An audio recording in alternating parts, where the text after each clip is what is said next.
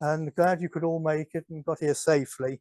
Right, the workshop, the purpose of this workshop is really to try and give people the opportunity to familiarise themselves with the mineral world in a broader sense. So minerals, rocks and fossils. They're all obviously interrelated, and they're all part of the grand theme of geology or earth science. So I'm glad to see so much enthusiasm for learning a little bit about that. But we're going to start with some sort of basic definitions to try and clarify the subtle differences. They probably seem obvious to you, so a lot of this will be rather infantile stuff, I guess, but hopefully you'll bear with it. So how do we recognize what are the differences really when we're talking about minerals, rocks and fossils? Minerals are the building blocks of all rocks. That should be fairly straightforward. You can dissect minerals even further, which no doubt Colin, who's dealing with the mineral category, will be talking about the basic chemistry, the atomic stuff, elements that go to make up minerals. But I won't get involved with that aspect of the subject. So minerals, the building blocks of all rocks. Rocks, they're just a solid material that's made up of an aggregate of what usually more than one mineral. You can get monomineralic rocks, but they're pretty rare. Quartzite might be one of the most obvious examples, and perhaps limestone or a calcite-rich rock would be two generally fairly common monomineralic materials. But most rocks, I say, are multimineralic. The fossils, of course, are also made of mineral matter, but they are traces of any past life in its simplest definition, and they're a constituent usually of, or nearly always, of sedimentary rock, but as we'll see, there are exceptions.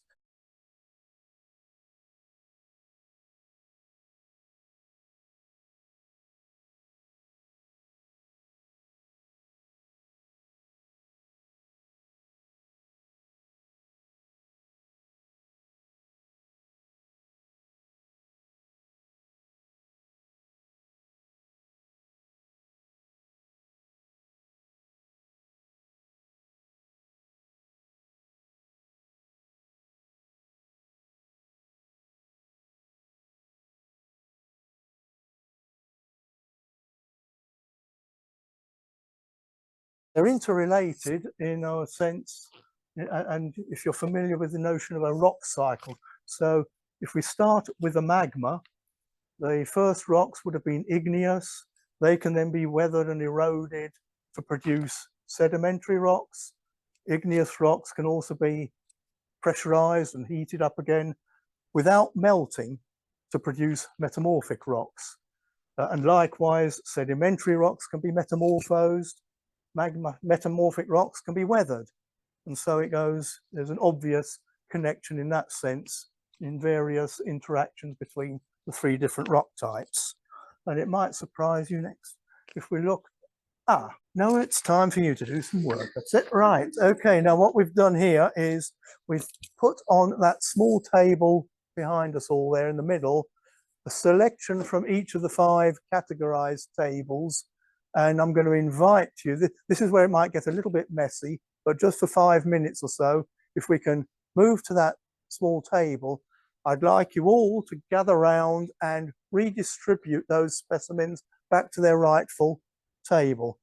So see, with what I've said so far, how far that helps in distinguishing the different categories. Okay. Thank you. Yep, that's fine. I think this lady's on something there. Because it looks like that. See your name. Yeah. This is an example. When you come to classify, and this is essentially a kind of categorization or classification, you find that you can classify things or you can put them in more than one box. And there's a good example.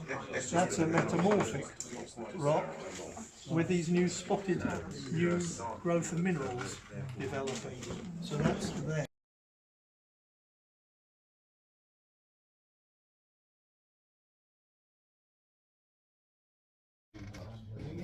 So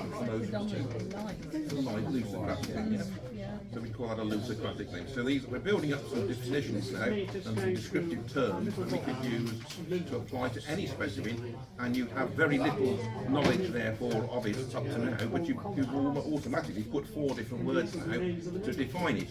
Yes, so you've narrowed it down basically.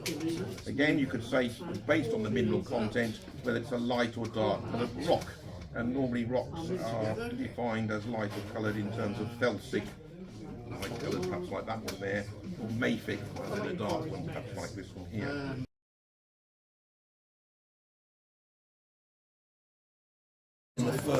Directly in as mica, whereas you can actually have mica from a secondary decompositional point of view from feldspar. Feldspar decomposes to mica under certain conditions.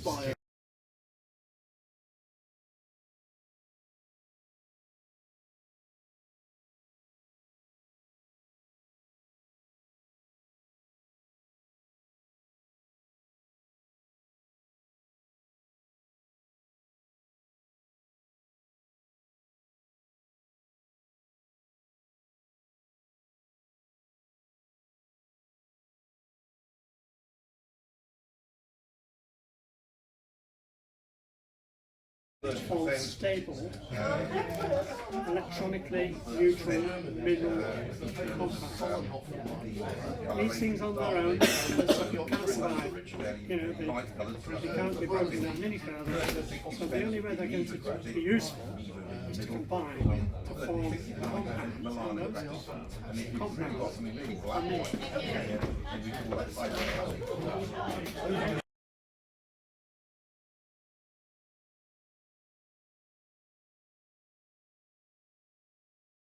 To just compare, can you put us over to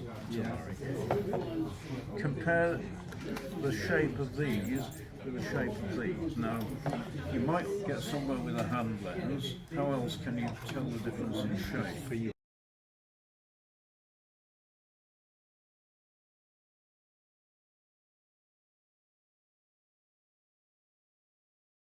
You can see some size. It's probably worth just scribbling this down. You show the particle size table very quickly. But SAN is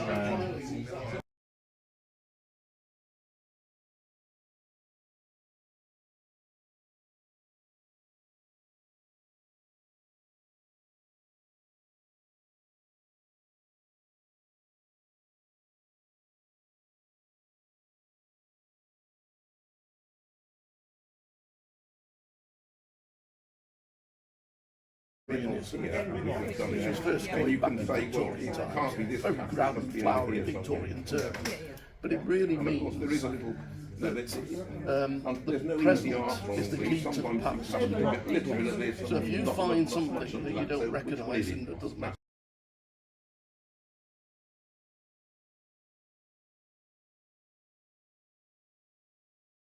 to me more like cordyline because I'm not seeing the last in here. No. Right? So, so I'll put that there. That's just a bigger variety. That's example. Right. You were talking about going up a valley. Yeah, because we're walking, Skiddaw. Yeah, that's right. Yeah, I was going to say. Right. And so, Glendora Valley. And then you end up getting to the granite, right? Now, so this whole lot, these are called hornfelsers. Plural is hornfelsers. Yeah. Oh, okay. Right. Yeah. We just call them hornfels, but as I said, plural. So that's that group there, right? You're going along there, and you've been getting higher temperature.